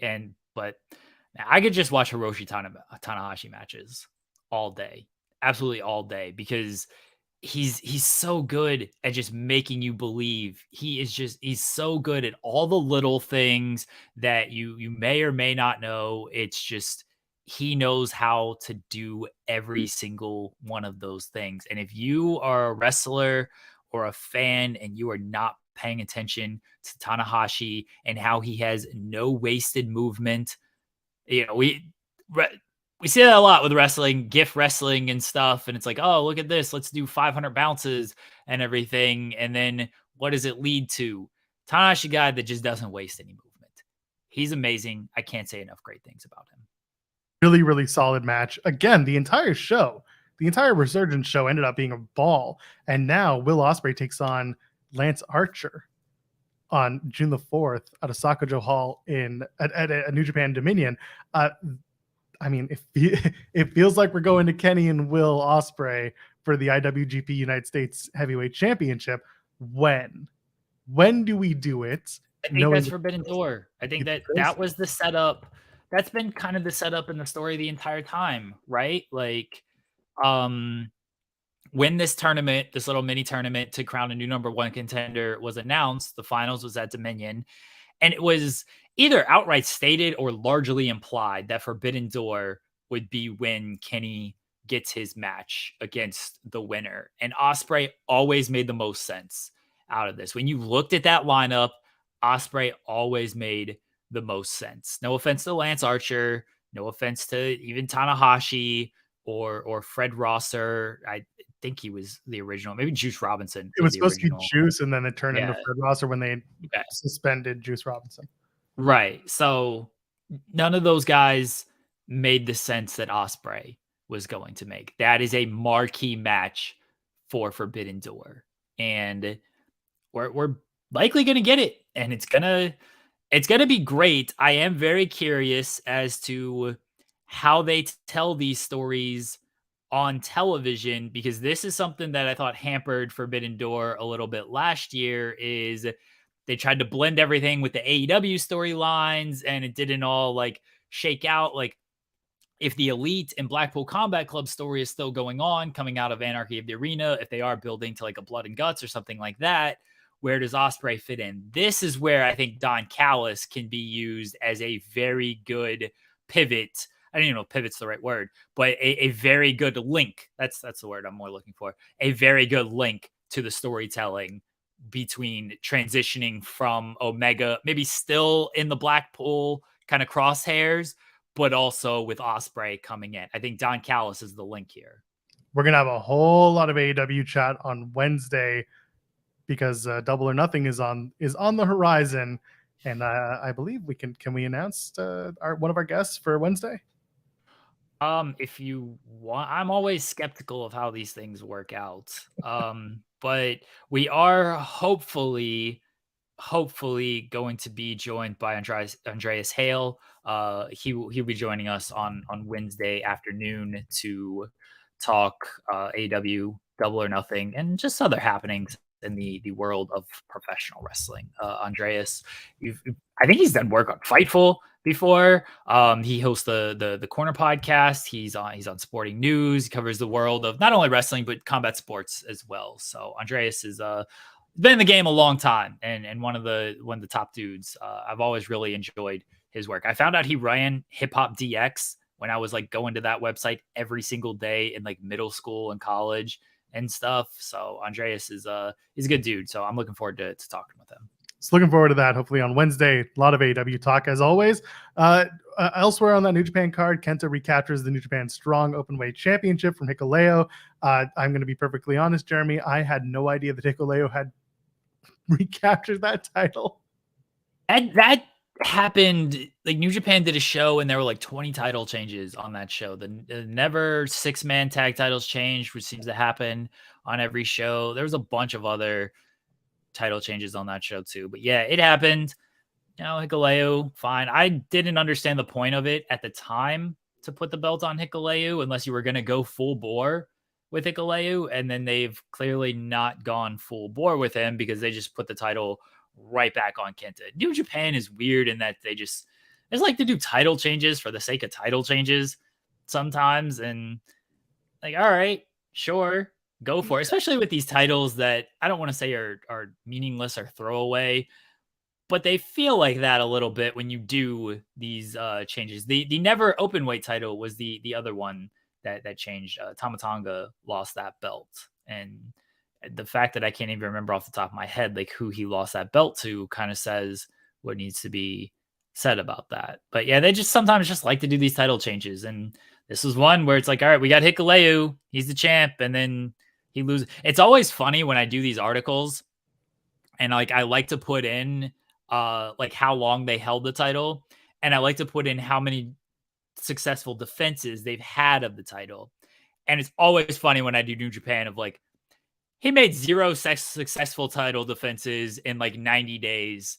Like he won the belt like 3 months ago. This was his first title defense and he lost it. Like it's always hilarious when I do that for New Japan articles. So Kenta recaptures the Strong Openweight Championship, puts Hikuleo through a table off of the side of what is it, like the entry point to a section. Anyway, gets the count out victory, wins the title, and then he's immediately, the lights go out and everyone's like, oh, who's coming out? Well, no, it's a video on the screen. It's Eddie Kingston, and Eddie Kingston and Kenta looks to be next for the strong openweight title. Hell yeah. I love Eddie Kingston being like, gonna go for the AEW title. Ah, shit. Gonna go for the ROH title. Oh, shit. Gonna go for the New Japan Strong Openweight Championship. That's the one. Yonkers. Kingston and Kent is gonna rule. So yes, absolutely rule. Yep. I'm looking forward to it. Just a very funny and strange setup to get there, but we'll see where that goes. Blackpool. I'm specifically waiting to talk about the street fight last. Blackpool Combat Club over Chaos. This was the Shota Umino show. Umino, he's in for a big push. He's gonna face Okada soon. Dude looks like, first of all, I find it hilarious. He comes out and I'm just like, why does he look like Tanahashi light in every way, shape, and form? I love it. I love the gimmick right now. He almost got the pinfall on Okada, took him out of the match to eventually get the win over Rocky Romero. Showed a pinned Rocky because if Rocky's in the match, he's going to get pinned. So that's fine. Just a good match. It was Wheeler Yuta and John Moxley on the side of Shota Umino taking on Okada, Romero, and Ishii. Good match, again, solid. And hey, Umino versus Okada is one hell of a thing to do. I don't hate it. They're making, and this is what I've liked about New Japan to kind of start this year, and we saw it with Sonata. Now we got Yota Tsuji in the main event. They're trying to make the transition a little bit, and Shota is another guy, and I think Ren Narita is another guy who's going to be kind of getting elevated here pretty soon. Like they are trying to transition away from the Okadas, the Tanahashis. Obviously, Jay White's gone. And they're going into, they're trying to elevate David Finlay as the Bullet Club leader and everything. They're moving away from sort of the old guard a little bit, and they're elevating the Naito is another guy who's being kind of taking a step back a little bit. So I like that. And Shota's a guy who he's been slowly on that ascension, right? Basically ever since he became Moxley's son. Like it was like, okay, Shota he's getting up there. Like if Moxley's taking you under his wing, this ain't going to waste type of thing. So they've been slow burning this Shota come up, and now it seems like they're gonna make it happen. And maybe he doesn't beat Okada in the first match. It might not happen. It's understandable, but he's gonna get that victory at some point. Yeah, absolutely. What do you think? Do you think Okada and Mox at Forbidden Door? A lot of people clamoring for that. It seemed like, oh, hello. The eggs are here. Yeah. How are you? Sean, I was cracking egg jokes yesterday. Cracking eggs. Yeah, see? Yeah. He caught that one right off the bat. Yeah. That was the kids found an another egg. raise. Thank you. That's all it takes. The kids found an egg and they were like, oh, what kind of egg do you think this is? And I was like, I don't know. I'm not an egg expert. And like the kid, big pop from the kids for this. So I guess you could say you cracked them up, didn't you? I was, telling yolks out there. That's what you Stop gotta it. do. Both of you, stop it. Oh man. Stop it. How are you, Sean? I'm good. Yeah, you had a good weekend. You enjoyed Breaking Benjamin and Bush. That was good. I really enjoyed Bush. Breaking Benjamin. It was my 6th time seeing them. Wow. None better than the first time, but that was cool. That was cool. The lead singer was the 3rd best lead singer in his own set, which was very, very interesting. That's like going to watch Fozzy live. They had their guitarist sing, and everybody was like, "Oh!" And then it's like, well, he sang the songs better than the lead singer did, and we were kind of like, somebody said, "Oh, he could be a front man for a band." I said, "Yeah, this one." But, this is Fozzy live. Yeah, but it was very good. I'll always have a soft spot for those. Chi-Town Spurs says Jeremy really putting Jeremy's jokes over easy. But Bush was great. I wanted to see Bush really bad, and they were good. They were very, very good. What band have you seen the most ever. Is it Breaking Benjamin? Yeah, I'm going to see Sum 41, Simple Plan, and Offspring in August. Jeremy is a coward and is going close to his home to see it instead of driving like 4 or 5 hours down to Cincinnati to see it. I'm driving like 15 minutes away to see it, which is a lot easier of a trip than 5 hours. That week that I go there is going to be the dumbest week of my life. That's my birthday week. It's my anniversary week. It's my wife's birthday week that week. But there's All Out, and I'm flying to London Friday. I'll be there Saturday, Sunday. I'm flying back Monday. Wednesday, I won't be doing that Dynamite because of this concert. And then I believe Thursday night or Friday morning, I'll be flying to Chicago for All Out. And then hopefully coming back before that show happens. Yeah, you put that one on yourself, that last part. There was a reason I was told, so. All right. Yeah. Can you nothing. me? I'll put it in the private chat. It's nothing major, but okay. Maybe I'll get into a fight. You never know. Oh, okay. Yeah, that's right. Yeah, that's fair. Good stuff. We were about to talk about something wrestling related. I know that usually gets you to go away. What was it? The Juice Robinson Fred Rosser street fight from last night's Resurgence, because that match was stupid fun. Yeah. Toni Storm showing up, getting involved. She didn't even have to kick anyone in the balls because Juice did it for her. I love that. I love that aspect of it. I like that Fred was playing up his friendship with Toni before the match and all that stuff as well. It's so funny because I remember, go figure, I was at All Out 2019 and I interviewed Fred Rosser on the floor of like a hotel. It was where they had the StarCast thing. And I was like, are you done wrestling? Like, what's going on? He's like, nope, I'm going to be back. And I promise I will be bigger and better than I've ever been. And there was a little bit of doubt in my mind. I was like, you haven't wrestled in a long, long time. Like, what does he have in the reserves here? And he is objectively better as a performer than he's ever been by far. Strong, he's the biggest success story of Strong, in my opinion, is Fred Rosser. He completely reinvented himself. He was great. They're giving him a lot of opportunities to teach as well and lead those classes that they're starting up in July. Yeah. Also, I love asking everybody that was involved about that promo that he did where he said he was going to go to Tom Lawler's house.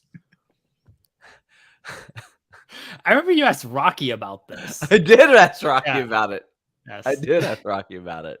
And he was like, yeah, we knew pretty well that we were going to have to edit all that. Yeah, good assessment there, friend. Anyway, I'll have some New Japan news on Fightful Select today and some WWE wrestlers in movie news.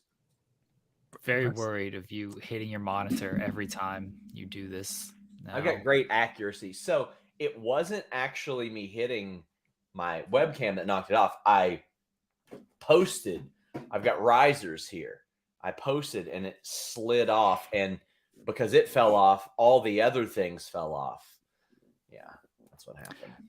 Sean, I put Cole Radrick in a cravat last night. Good. Yeah. I think that's probably something that should have happened. Yeah, I put him in a cravat. He tried to get out of it with a hammerlock, and I just pulled away from it because I'm not into that technical wrestling hammerlock bullshit. I think what made Shaza open to working with me is she threw a worked punch at me at Black Label Pro, and I instinctively caught it and put her in a hammerlock. She was like, "Oi, mate! Didn't know how you knew how to do that." Yeah. But she couldn't get out. She didn't know how. Are you gonna bring a pizza cutter when you see her next?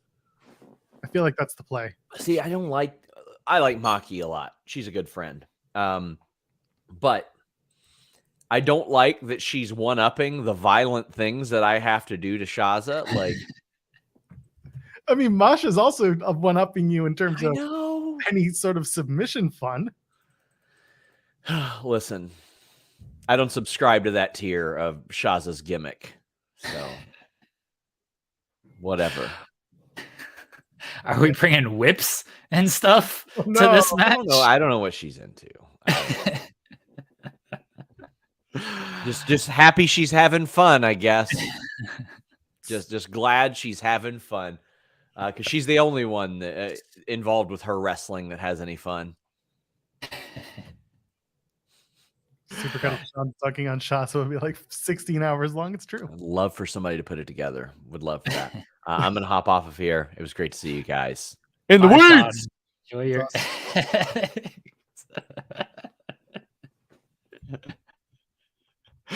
What are we doing?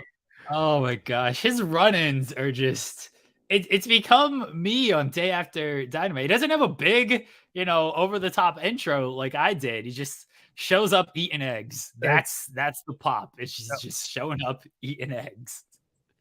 We had to get like something made for him, like over easy, but it's like over easy with SRS somehow. Sean over easy. Sean over easy. He's scrambled. Scrambled raw sap. Yes, Yeah, Sean Ross scrambled. There we go. That's what we can do. That sounds awful. Let's do it. Someone's got to make a logo for us out of that. Yeah. We need a theme song. What's like a good theme? Like you got to have like the eggs cracking and maybe like a little bit of sizzling on there, and then whatever the music is going to be. Where's Tim? Tim put together this intro that I still can't decide if I love or hate, but we've played it for a month now and it's stuck. So like it's just probably gonna stick. Where's Tim to create a scrambled egg intro for us? This seems right up his alley based on the intro for this show. No, he would do it. There's one thing about Tim is that he is like boundlessly creative. And if you give him one thing, he'll take it in a weird way, and it'll just like the intro to this show, you'll be wondering, was that good? Was that right? I don't know. Anyway, so yeah, that was New Japan Resurgence. Good show. Go watch it. That street fight was the longest match on the show in the end, but it had a lot going on, and it was just very wildly entertaining. Yeah, it was a good show. I caught up on the majority of it a little bit last night, and then this morning because I was at GCW, so I didn't have as much time to like watch it live and everything. But I caught up on what I needed to see, and it was a good show. GCW, the big research, the big like I guess strong shows since their rebrand have been good, and it's nice. The American talent or the Japanese talent gets to come over, work these shows in America, gives it a big feel to it. Kind of what Coughlin was talking about is, it gives these shows a bigger feel. It does, unfortunately, like take some spots from like the New Japan Strong regulars. Like I'd like to see Tom Lawler at some point. I was a little surprised he wasn't on the show last night. He was a big, strong staple of that show. So I'd like to see him get back in there. So I'd like to see some more of the New Japan Strong staples, but they're trying to find a balance of that, of getting the strong guys who are there and kind of carried that stuff through the pandemic, but also like, look, man, we got Okada, Tanahashi, Ospreay. We got to put them on the card. So it's a tricky balance to do compared to before when the strong shows were built largely around the strong talent. I do wonder where Tom Lawler fits in now with New Japan Pro Wrestling. It's tough. There are a lot of stories that kind of went past him once he finished doing them. So I don't know. Maybe he's moved on. Maybe he's more backstage for that kind of role in New Japan Pro Wrestling. I don't know. He was obviously at AIW. He was at Gauntlet for the Gold. He wrestled twice. So maybe he's just done. Maybe. I don't know what the situation is there. I know he had, like he said it, he had like a non-exclusive deal with the company, so he could still take like the independence and everything. And I think Tom Lawler has a lot to offer, and I think he should be factored in somewhere, whether that is New Japan Strong, whether he does go over to Japan. I think he could fill a role in Japan because he has a lot of charisma. He's very easy to connect with the crowd. So I don't know where Tom Lawler kind of fits in the New Japan plans right now, but I hope the best for him. I feel like he has a lot of offer and kind of one of the more underrated guys in the world of professional wrestling. We got a few minutes left. Do you want to get into Monday Night Raw tonight? And Joel, you're the host of this show. I keep telling you this, Joel. Let me inspire some confidence in you right now, Joel. I know I try to I make fun of you, and we have a love-hate relationship. You love me, I hate you, and I try to, I'm mean to you. I fully admit I'm mean to you, despite my wife saying that, despite her telling me don't be mean to Joel Pearl. I ignore her on that because it's just more fun, if I'm being honest. Joel, you're the host of this show. All right. You steer the direction of all of this. If you want to talk about Raw, we'll talk about Raw. When we got guests on, you introduced the guest, you set it all up. I'm just here to crack jokes and be stupid. All right. As the headline says there. Look, my finger's so much bigger than the banner. Major star in the minor league. Joel, that's a reference to something else. That's what the banner is. Like, I'm just here to not for looks, because that's definitely not true. I'm just here to crack my jokes and everything. I don't have any insight to provide. People tune in to see you, Joel Pearl. You steer the ship. All right? I'm the guy at the front of the ship going, I'm king of the world. But none of that. Wait, the Titanic probably isn't that good. That guy died. That guy dies. Yeah. He dies. Dead. Well, that's because his girlfriend was a bitch and didn't share the door. That's why he died. Okay? But you steer the ship, Joel. I'm the guy again at the front of the ship just going, I'm king of the world. I don't actually add anything to, the course of the ship. The movie's still built around me. I'm the star here.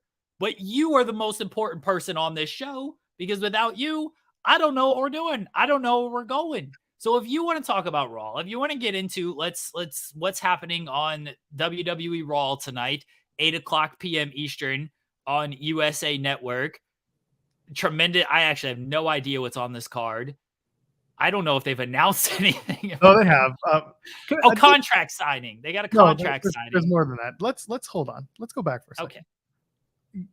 You're assuming that me asking you is me not having the self-confidence to steer the ship. When I ask you, do you want to talk about blank? That's just used as a segue. That's just used as a way to open the discussion. All you gotta do is say, yeah, sure, let's go. And what if I say no? What if I'm like, no, I don't feel like talking about this? You know what I want to talk about, Joel? Let's talk about the Denver Nuggets up 3-0 on the Los Angeles Lakers. Let's talk about Jimmy Butler putting a stake into the Boston Celtics. But see, if I say that, the show's not as good because you don't care about basketball. So that's top of the show stuff. Yeah, so, exactly. Basketball's fake. Yes. Basketball's fake. I got you. Again, they're doing a poor job of basketball being fake because they've booked this series terribly. For whom? So if you're a Nuggets fan, you're like, this is the best booking ever. Oh, here's what they're doing a great job of: getting started in ratings discourse, because idiots and dorks are like, the ratings are going to tank with the Nuggets and the Heat as opposed to the Lakers. Who cares? Watch the games. We're getting great games against these two teams, the Heat and the Nuggets. These two teams have a great story. Who cares about your ratings? The NBA ain't going out of business, everybody. Well, it is, because no one wants to buy their TV rights. I'm sure the NBA is going to do just fine. I promise you, Joel Pearl, I will make a very, very bold prediction on this show right now. This might be my hottest take ever.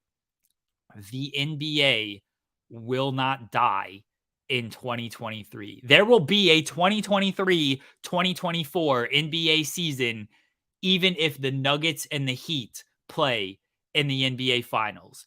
Clip it, mark it down, so when the season starts in October, we can replay it and I will look like the genius that I am. The genius who called the Denver Nuggets winning the championship, and they are 5 games away from doing it.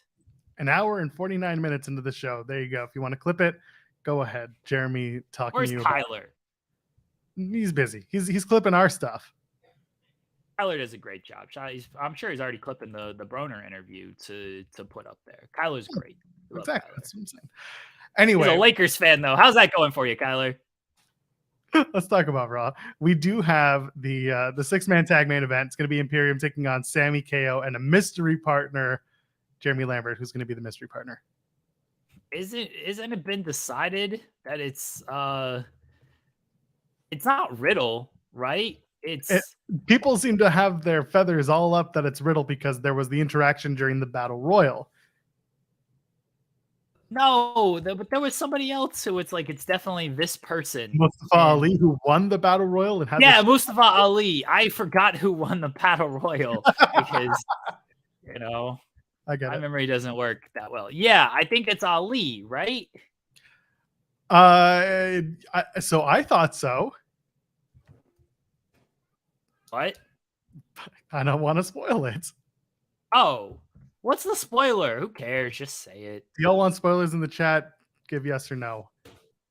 And while we're at it, Cody and Brock Lesnar are going to do their last minute face-to-face where Cody comes in. I hope Lesnar comes out first and just says, so what do you want to talk about?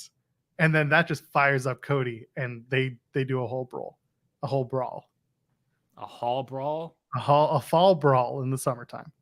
Fall Brawl that was a great pay-per-view. It was. War Games. Yeah. 1998. All right. Yeah. I got enough people being like, spoil me daddy, and yes and no, try both, and then FWWE. So that is a clear spot. If you do not want to be spoiled, cover your ears. If you do want to be spoiled, well, that's fine. In 3, 2. I'll leave a thumbs up. I'll do thumbs down when the spoiler's over. So those who cover their ears but are still, watching us know when the spoiler's over. Seth Rollins. There we go. Is that true? That is what I'm reading. That is the giant hint, and we'll see if that's who it's going to be. And it doesn't make sense, but it does make sense, and we'll talk about it on Wednesday if someone reminds me with a super chat on Wednesday morning. So that's what's going on there. Cody and Lesnar are going to do their thing, and it's not the return of Drew McIntyre, by the way. I'm just putting that out there because someone in the chat was like, it's true. No, it's not true. I don't know if I believe that. I guess we'll find out soon. Card is change. Like it could change, but as of right now, that is what they're doing. And again, it makes sense for certain reasons that I will not get into right now, but it makes sense. Well, if this is true, Joel Pearl, I will not give you any type of credit as usual. Don't need it. I will. You put yourself over enough on Twitter when you get these things right and whatnot. So if it's true, then good on you. Good on you. Riddle already has a match. Riddle already has a different match. So there you go. Fatal 4-way to determine the new women's tag team champions. So that is a whole thing because that's next week. Who cares? No, that's this week. It's tonight. No, you're right. It's Monday the 29th. You're right. Then why were they promoting it on this SmackDown? That was stupid. Because they were just letting you know in 2 weeks. Can they not promote things ahead? Do they need to wait? What they should have done, Joel, what they should have done, if they were smart, is instead of announcing the match on SmackDown, they should have said, tune into Raw where we have a major announcement regarding the WWE Women's Tag Team titles. And then the announcement should have been that they would be vacated and because of Liv's injury. And then they should have said, tune into SmackDown where we will announce how we will crown new women's tag team champions. Just bleed the announcements like other companies do. Becky Lynch and Trish Stratus signed their contract tonight for the Night of Champions match. This I don't know, man. This is the match that I think should change going into Saudi Arabia. I still think it should be Lita and Trish. What if it is? What if Lita comes out tonight and is like, the name on the contract says Becky. Red hair, but a different red hair, a darker red hair. Yeah, I don't know how they get to it, but I do want to see it be Lita versus Trish. I don't know why they wouldn't do that, but does Lita have a last name? The name on the contract says Lynch, but it's Lita Lynch. They would love that if they called her Lita Lynch. Oh my god. Yeah, that's pretty much it. That's being promoted as the those two matches, the tag match, or the 6-man tag match, and the contract signing, and then the Cody and Brock go home to Jeddah. Yeah, it feels like it's a show. Cody and Brock will do a good job. I assume they'll just do a big pull apart brawl type thing because they love doing that, and people will be super fired up about that. The rest of the show is fine. The fact that Seth is just doing video packages because he's off shooting Marvel and everything when you're about to crown the first ever world heavyweight champion feels like a little bit of a miss. I wasn't a big fan of the Waller and AJ segment on SmackDown. I was like, this didn't encourage me to be excited for Styles and Rollins. Like maybe, okay, now I kind of am a little interested in Waller and Styles, but I didn't think that segment needed to accomplish what it accomplished. It feel, the world heavyweight title should be the big deal here, and they're setting this up by here's the history of Seth Rollins, which cool. You're kind of pinpointing and highlighting a Seth Rollins victory, which is fine. I'm all for that. Seth should win this title, but this doesn't feel like a big match between Seth and AJ for a big prize based on just video package and random talk show setups here.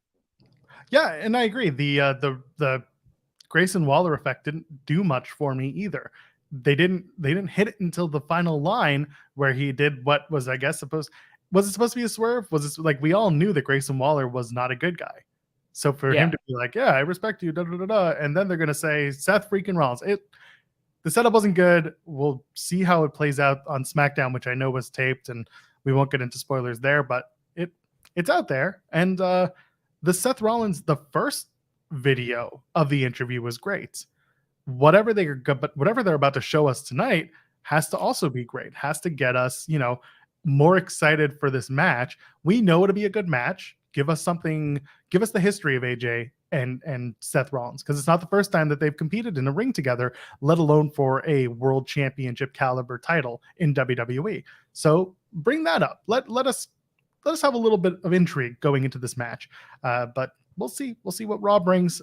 We can probably get out of here a little early. I don't think there's really anything else for us to touch on. Wednesday, we'll be back, 10 a.m. Eastern, going in the weeds.